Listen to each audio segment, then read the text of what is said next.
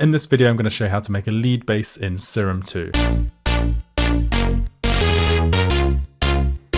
So we're going to start by creating the tone with the wavetable. So we need a lower pitch sound to create the bass, and then we need a higher pitch sound to create the tone. So let's start by going here and grabbing basic shapes and put this down -1. And then we're going to change the wavetable position to position 2.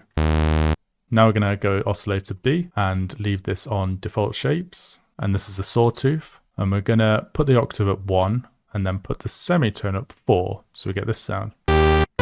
And then we're going to put this up 8 to unison and just turn the detune down to 0.19.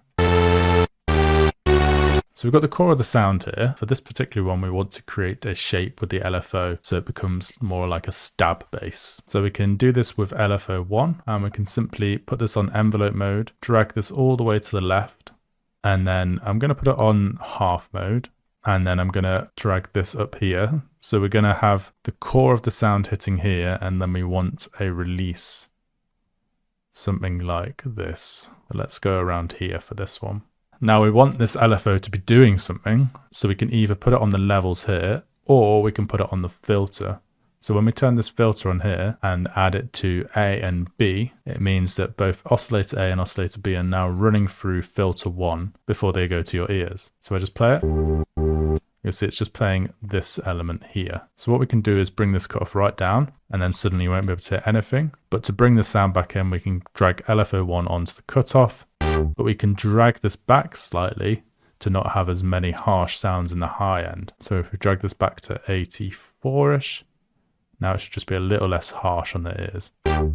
So we can come to this effects tab and we can add effects here just to bring the sound out more and make it a bit more interesting. So first let's add a hyper to widen the sound a bit, and let's just turn the mix down slightly to around 17%. Then let's add some distortion. And we're just going to do some subtle distortion. So we're just going to pick soft clip. And then we're going to go to some compression, and we're going to turn the multiband on for this. And we'll turn the gain up a bit. And we'll turn this below to 0.75. Turn the highs up a little bit. And turn the lows up a little bit on here. Now we can go a bit further and add some reverb. So we can add some hall reverb and just bring the lows up a little bit. Bring the size down a little bit. This is all to taste. Bring this decay right down so it doesn't sound weird at the end. And then we get this really cool sound.